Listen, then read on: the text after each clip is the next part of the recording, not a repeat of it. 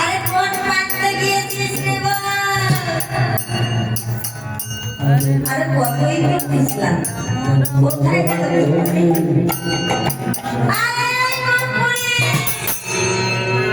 এই তো বলে আসলো যে আমি ওই যমুনার ঘাটে জল ভরতে।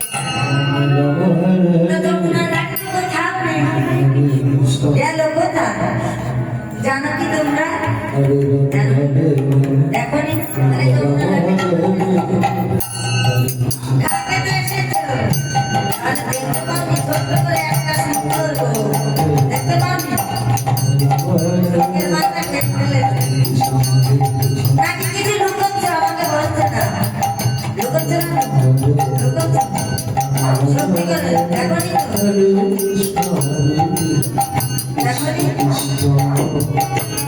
তাহলে গেল কোথায়?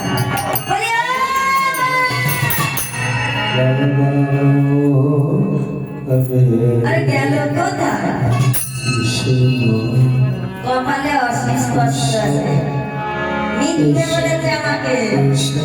কলসিটা ভর্তি ছিল, সেই কলসি খালি করে বলছে আমি যমুনার ঘাটে যাই। তাই একটু লোকগুলো ঘাট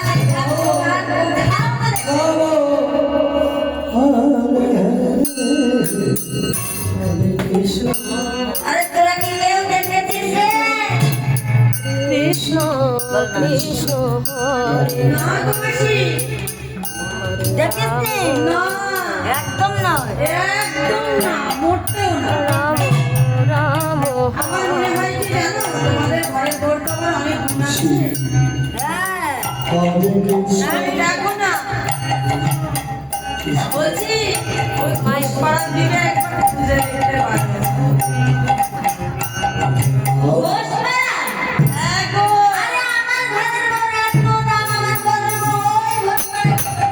শোনো শোনো, এই তো সেদিন আমি দেখলাম ওই তোমাদের ঘরের বউ রাগ করবো না তোমার সে? আমার রাগ নেই, কথা নেই। ওই ঘুষপাড়ার যে একটা কেলেছড়া আছে না, ওই কেলেছড়ার সঙ্গে না বলতেও কেমন কেমন লাগে।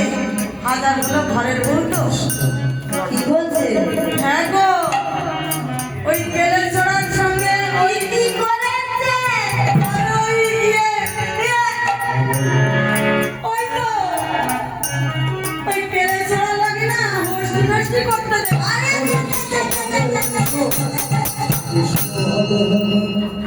কি বললি? সত্যি গো মাসি, এই জন্যই তো বলতে চাইনি তোমাকে। না না না, আমার ঘরের বউ এরকম নয়। আমার ঘরের বউ কত ভালো, কিন্তু দেখতে তো খুব সুন্দরী। আমার ভয়ও হয়, কি করবে কি করবে। ও মাসি, হ্যাঁ শুধু কি তোমাদের ঘরের বউ সুন্দর? হ্যাঁ তুমি সুন্দর না বাবা?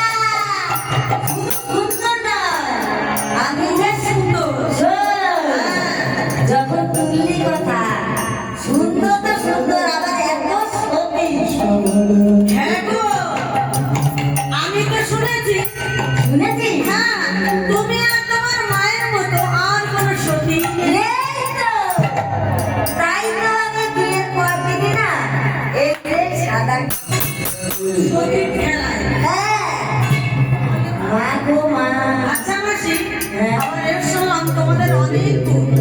ও মা, গুণ আছে তো, তবে শোন।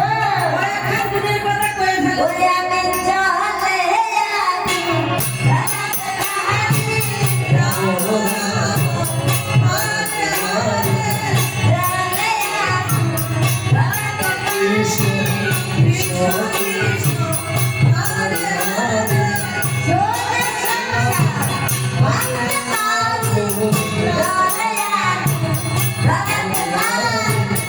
চলে